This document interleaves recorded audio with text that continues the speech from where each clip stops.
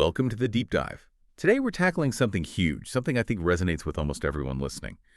We've got this incredible stack of sources, psychoanalysis, neuroscience, behavioral insights, and we're going to try and boil it down for you. We're diving into why we're often so afraid of, well, being seen, truly seen, vulnerability, self-judgment, all that heavy stuff. Exactly. And if you listening right now have ever grappled with that feeling, that deep down sense of being fundamentally, well, not okay, if you've got that internal critic that just seems to sabotage things, then this deep dive is definitely for you. Right. Our mission today is really to pull together these different psychological threads. We want to map out where those negative self-beliefs come from, and crucially, understand how things like vulnerability, connection, and maybe even just raw courage can be the antidote to that burden of shame. Yeah, moving past just performing, right, towards something more authentic, more resilient. Okay, let's get into it. So we really have to start at the source of that internal ache, what we're calling the core conflict. If you look at many psychological models, especially ones trying to understand our inner workings, think of the parent-adult-child model, for instance. Okay, yeah, parent-adult-child. Can we just pause there for a sec? Because that's pretty key, isn't it? But it's not about our actual parents now, right? What are these states? That's a super important distinction. No, these aren't literal people. They're more like internal modes or recordings. So the parent component, that's like the internalized collection of rules, norms, judgments we absorbed early on. Got it. The shoulds and shouldn'ts. Exactly. And then the child state. That's where our raw emotions, our needs, our vulnerabilities live. It's often described as being constantly active and, well, really vulnerable, easily hookable. Hookable. So like my boss says something totally neutral, but I suddenly feel this wave of anxiety that's the child getting hooked. That's a perfect example. And what's doing the hooking? Often it's that internal parent. This parent part is frequently issuing commands, deep down beliefs like, you should be ashamed, or you're not good enough, or just behave yourself. And the really painful part, we often mistake this internal battle for something happening right now externally. We think it's our boss judging us, but actually it's often a playback. Like a psychological echo of really old stuff, tapes from when we were, say, 3 years old. Wow. So hand slaps, angry faces, those booming no's, they get recorded. Absolutely. They form this kind of background soundtrack of disapproval, and it plays under everything. And if you look way back to the beginnings of psychoanalysis, you see this deep link between shame and, well, our bodies, early bodily functions. That makes it incredibly deep-seated. Right. Freud talked about that, didn't he? The tragedies and comedies of the body's openings. Which sounds a bit weird, but gets at something important. It does sound a bit dramatic, but yeah. Before Freud, all that stuff, basic biology, digestion, toilet training, it was shoved into the corner. Labeled shameful, or maybe turned into questionable jokes, or just ignored.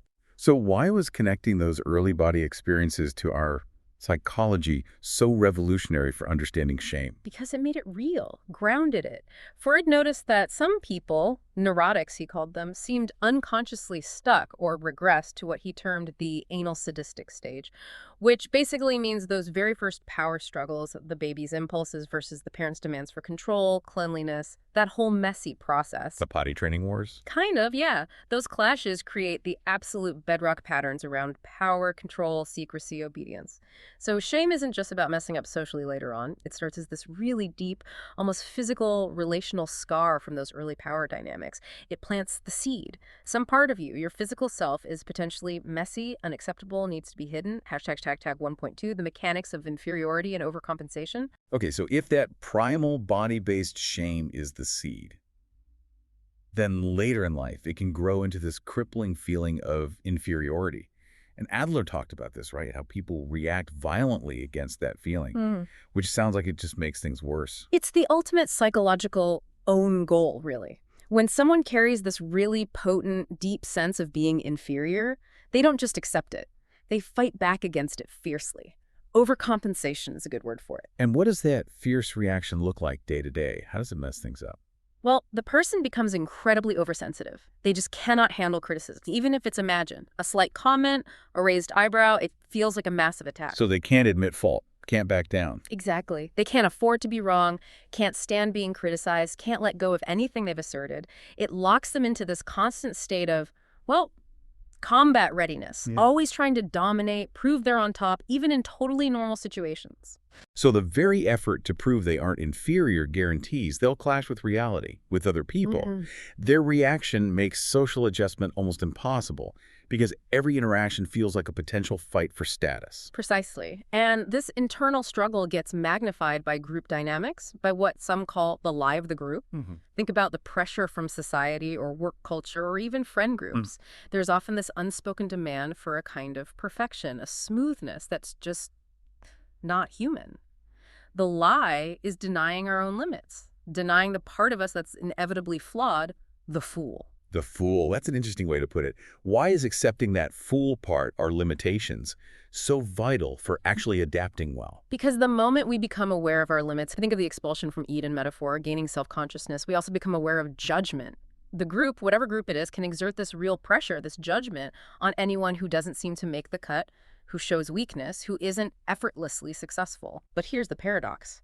Accepting that inherent limitation, acknowledging that, yes, you are sometimes weak or ignorant or vulnerable, that acceptance is the absolute precondition for genuine adaptation. So embracing the vulnerability is actually the key. Yes, accepting the fool within is what frees you to identify with the hero archetype, the part that can actually learn, adapt, and move forward authentically. Refusing to admit weakness, clinging to that lie of effortless superiority, just keeps us trapped, enslaved to the group's impossible standards, constantly performing, constantly exhausted. Hashtag 1.3, how inner conflict creates avoidance. Wow, the psychological energy drain of keeping up that front, the combat readiness, denying the fool must be enormous. How do we even manage to protect that fragile, judgmental self from just collapsing under the weight of reality? We build some pretty sophisticated defenses.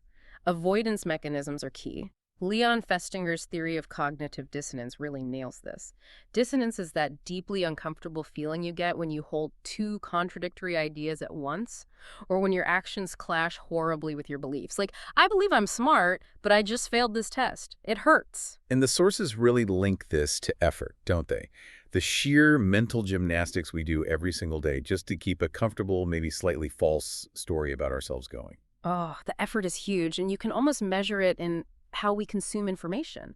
When someone feels that dissonance, that clash, they are biologically driven to reduce it. So in that I failed the test example, you have to do something, change your belief about being smart, decide the test was unfair, minimize the failure. Yeah. Your brain needs to resolve the conflict. People actively seek out information that confirms their existing beliefs or choices, stuff that reduces the dissonance. That's selection bias in action. We remember the evidence that makes us feel better. And the flip side is, if information makes us too uncomfortable, we just push it away, reject it. Like, if I've sunk my life savings into a business that's clearly failing, I'll grab onto any tiny piece of good news and actively ignore all the glaring warning signs. Exactly that. You literally avoid or reject evidence that contradicts your core belief. I made a good investment, or I am a healthy person if you smoke, even if that evidence is crucial for your future. And this avoidance tragically reinforces the default story, the often damaging one, in your head. It stops you looking for anything that might challenge it. And this gets massively amplified for people stuck in what Carol Dweck calls the fixed mindset, right? That makes this avoidance almost mandatory. Exponentially so. Dweck's work is so insightful here. For people with a fixed mindset who believe abilities like intelligence are just fixed traits you either have or don't, it's not enough to just do well. They have to be flawless, and flawless immediately. Any mistake, any struggle isn't seen as a chance to learn. It's seen as proof of fundamental deficiency. If I struggle, it means I'm dumb. Precisely. They report feeling smart only when I don't make any mistakes, or when something is easy for me, but other people find it hard. This desperate need for instant, effortless perfection builds this massive psychological wall around a very fragile ego. If that internal parent voice is telling you that being flawed means being not okay, the fixed mindset makes vulnerability, learning from errors, or admitting you don't know something absolutely terrifying, impossible even. The goal becomes performing flawlessness, which means you're always hiding something. Okay, so if everything we've talked about so far, shame, judgment, inferiority, avoidance, is fueled by isolation and hiding, then the way out has to involve connection, empathy. And what's fascinating in the sources is that this isn't framed as just a nice idea. It's presented as a biological imperative, a survival need. It's absolutely fundamental. Think back to John Bowlby and attachment theory. He argued convincingly that our need for close relationships isn't just psychological fluff, it's genetically embedded. Evolution favored it because forming strong bonds offered a massive survival advantage. In our evolutionary past, going it alone was incredibly dangerous. Right. Safety in numbers, protection from predators, finding food, raising vulnerable offspring. Exactly. So that drive for closeness, for safety with others, is so critical that our brains evolved a specific, dedicated biological mechanism, the attachment system. Its whole job is to regulate our connection to key people, parents when we're young, romantic partners later on. It's literally hardwired into us. Hardwired. And the wiring gets even more specific when we talk about mirror neurons, doesn't it? This is where it gets really wild. It is pretty amazing. Our brains seem designed to directly experience what others are feeling. We have these specialized neurons, mirror neurons, whose function appears to be resonating with the emotions of people around us. You see someone smile genuinely or wince in pain, and mirror neurons in your brain fear as if you were making that expression or feeling that sensation. Wow. So it's like Yeah. built-in emotional Wi-Fi. You don't need words. You just pick up the feeling directly. That's a great way to put it. It's fundamentally pre-verbal, it happens before conscious thought, and this capacity is absolutely central to cooperation. It lets us instantly get a sense of others' states and intentions, which is vital for working together. It flies in the face of a purely survival of the fittest, dog-eat-dog view of evolution. And of course, it's crucial for communicating with babies before they can talk. How else do we know if they're distressed or content? We feel it.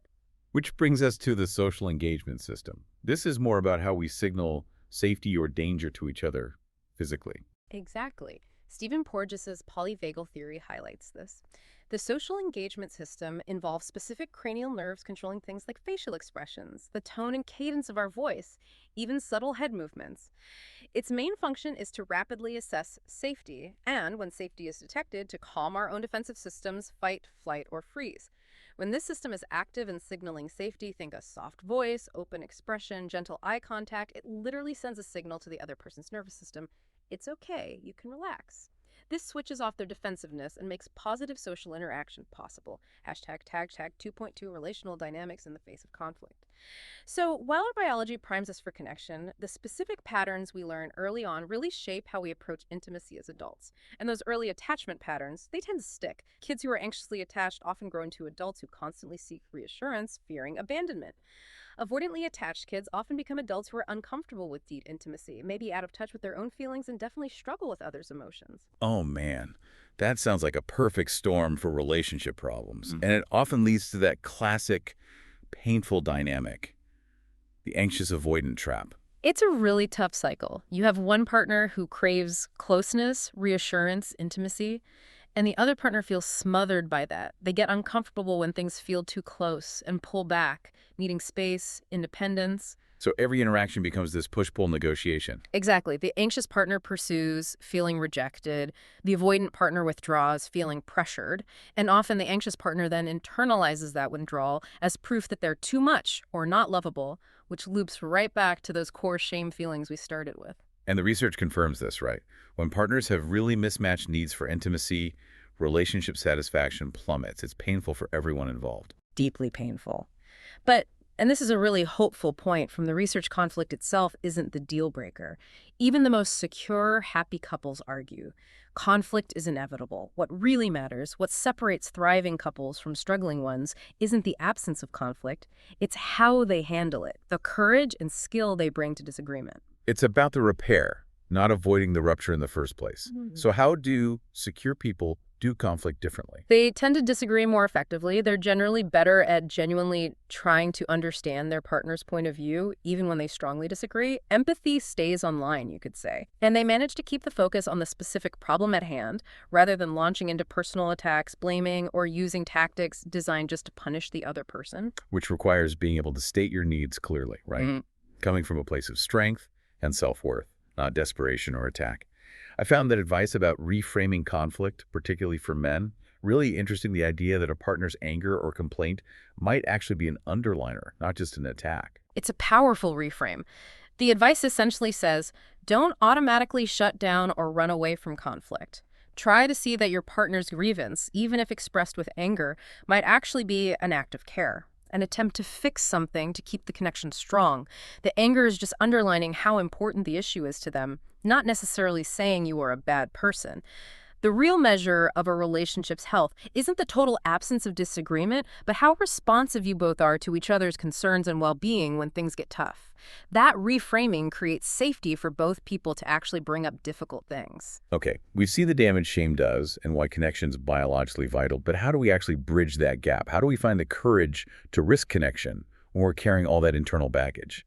This seems to be where self-compassion comes in, not just as a nice feeling, but as a real engine for resilience and, importantly, courage. Absolutely. Self-compassion often gets mistaken for just being soft on yourself, letting yourself off the hook. But the research, especially from people like Kristen Neff, shows it has this crucial dual nature.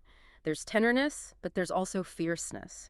Tender self-compassion is vital. That's the ability to hold your own pain, your distress, your feelings of injustice with kindness, acknowledging it's hard without immediately trying to fix it or push it away.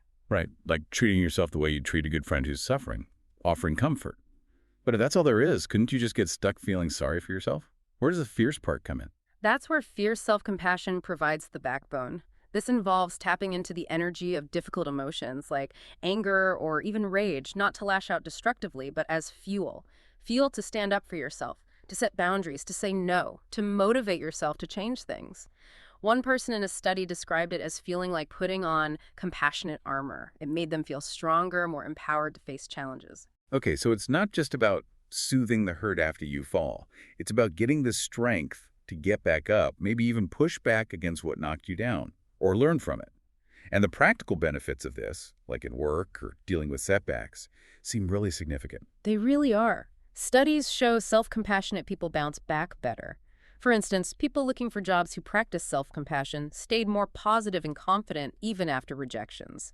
They didn't spiral into self-blame as much. They kept going. That ability to stay steady under pressure must make a huge difference over time. It does. We also see it with entrepreneurs. Those trained in self-compassion, they were less paralyzed by fear when facing business failures, like a sudden market crash.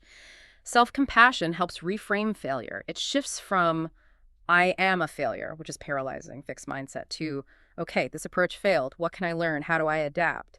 It dissolves that need for constant, impossible flawlessness. Hashtag 3.2, transforming traumatic arousal. Now, we need to touch on something that can be a massive roadblock to authenticity and keep people stuck in really rigid patterns. Unresolved trauma. It's important to understand trauma not just as the bad thing that happened, but as the energy that gets locked in the body. When your nervous system gears up for a major threat, fight, flight, freeze, but that defensive action doesn't complete successously. The energy gets stuck, like a charge that doesn't discharge. Exactly. It stays trapped in the nervous system, leading to chronic hyper or hypoarousal. It becomes this self-perpetuating cycle. The body's own activated state starts feeling like a threat, keeping the alarm bells ringing constantly. The nervous system gets overwhelmed and can't resolve this stored energy on its own, forcing the person into repetitive thoughts, feelings, and behaviors linked to the original trauma. Which helps explain why just talking about a traumatic event often isn't enough to heal it, right? The story changes, maybe, but the body still feels unsafe. Precisely. Even reenactments where someone unconsciously repeats dynamics similar to the trauma usually don't resolve it because the core energetic pattern remains unchanged, stuck inside. Peter Levine talks about examples like a veteran who might, say, get into a risky situation around the anniversary of a combat event. The body is trying to complete the defense, but it usually just replays the loop without resolution. So if talking isn't always enough, and reenacting doesn't work, how do we actually transform that trapped energy internally? The key seems to be working directly with the felt sense. This is crucial.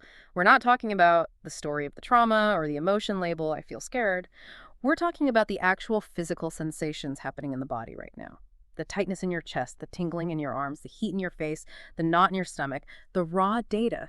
Okay. Transformation involves gently, slowly bringing awareness to these physical sensations, allowing them space, noticing how they shift, move, maybe intensify and release, letting the body complete its interrupted process bit by bit at a pace the nervous system can handle. So it's about integrating the mind's story with the body's actual experience, rather than staying purely intellectual about it, moving away from that rigid, repetitive cycle. That is absolutely the goal. Trauma locks us into repetition, rigidity. Healing involves moving slowly and safely towards greater flexibility, spontaneity, choice in how we respond to life. Psychologically, thinkers like Carl Jung talked about the danger of a rootless consciousness, a psyche disconnected from its deeper archetypal foundations, the shared patterns of human experience. And that rootlessness makes us vulnerable, less grounded. Exactly. More susceptible to external pressures, anxieties, maybe even mass movements or psychic epidemics, as Jung called them, lacking that internal anchor. The deepest healing involves reconnecting to that inner world, finding that internal ground. And ultimately, maybe Freud summed it up best after a lifetime studying these things. The real markers of psychological health, the final therapy, are work and love. The capacity to engage meaningfully with the world and connect authentically with others. Hashtag 3.3 SACJIT, living from identity. Okay, so bringing all these threads together, escaping shame, building secure connections, healing trapped energy, it leads us to this idea of living authentically, living from a place of clear identity. James Clear's work on habits really hits this home, doesn't it? He says behavior that's incongruent with the self will not last. It's such a powerful insight and maybe one of the most overlooked aspects of change. We try to force new habits, eat healthy, exercise more, stop procrastinating without addressing the underlying belief about who we are. If deep down your identity is, I'm someone who doesn't stick with things or I'm not a healthy person, you'll eventually revert. No amount of willpower overrides core identity long term. So real change isn't just about doing different things. It's about becoming a different person. Or maybe becoming more truly who you already are. It means changing the identity first, like I am the kind of person who shows up. Exactly. Your habits become the embodiment of your identity. And this lines up beautifully with Abraham Maslow's work on self-actualization. Self-actualizing people, he found, aren't primarily driven by fixing deficits or easing anxieties anymore. They're driven by growth motivation. Meaning they're not just trying to fill a hole, get approval because they feel unloved, get money because they feel insecure. They're driven by an internal desire to explore and express their potential, to grow. They become relatively independent of external rewards or approval for their sense of satisfaction. They rely more on their own internal resources, their own potential. Which must free them up massively from that fear of judgment, that fear of exposure we started with, if your validation comes from within. Precisely. Once those basic deficiency needs, safety, belonging, esteem, are reasonably met, often thanks to those secure connections we talked about, then the really interesting human project begins. Self-actualization. This often involves seeking out challenges, pushing boundaries, finding out what you're capable of. And the reward isn't just external praise or pleasure. It's the deep, immersive satisfaction of enjoyment, of flow, of engaging fully with something meaningful. And this is where the personal journey connects to something bigger, moving beyond just the self. That seems to be the peak experience, yes. The highest forms of motivation often involve merging your personal goals with something larger than yourself. A cause you believe in, a contribution to your community, a connection to nature, maybe even something spiritual or transcendental. That moment represents the culmination of this journey, moving from being trapped by internal conflict and shame to being free enough to authentically engage with and contribute to the world around you. Hashtag outro, final takeaways, and provocative thought. Wow. Yeah. We have definitely covered a lot of ground today, haven't we? From that internal battle with the shaming parent voice to understanding our deep biological need for connection and empathy, those mirror neurons firing away, and then landing on the power of self-compassion, both tender and fierce, as the key to building the courage to face it all. It feels like the whole journey is about moving from that rigid, scared place of performing flawlessness towards being more flexible, more real, more authentically engaged with life. It really is. And what strikes me, circling back to part one, is just how incredibly powerful our minds are at protecting our existing beliefs, even when those beliefs make us miserable. We talked about cognitive dissonance, how we unconsciously twist things, ignore facts, even change our own opinions, just to reduce that uncomfortable internal clash. Right. Which raises a really practical point, doesn't it? If our minds have this built-in drive to align our beliefs with our actions to reduce that discomfort, Yeah. could we actually leverage that, use that mechanism intentionally for growth? That's exactly the provocative thought I want to leave our listeners with today. Think about that dissonance engine. Behavior can drive belief just as much as belief drives behavior. So here's the question for you. What one, maybe tiny, but concrete action could you take this week that deliberately contradicts a limiting belief you hold about yourself? Maybe you believe, I'm just not a creative person. Could you spend just 5 minutes sketching something, anything, badly? Or maybe you think I'm too awkward to network. Could you send one brief, low-stakes email just reaching out to someone? The idea is to create a little bit of that dissonance intentionally. Perform a small action as if you were already the person you want to be, the person free from that limiting belief. And just notice. Notice how your mind might start, even subtly, to adjust your belief to match your new behavior. Give it a try.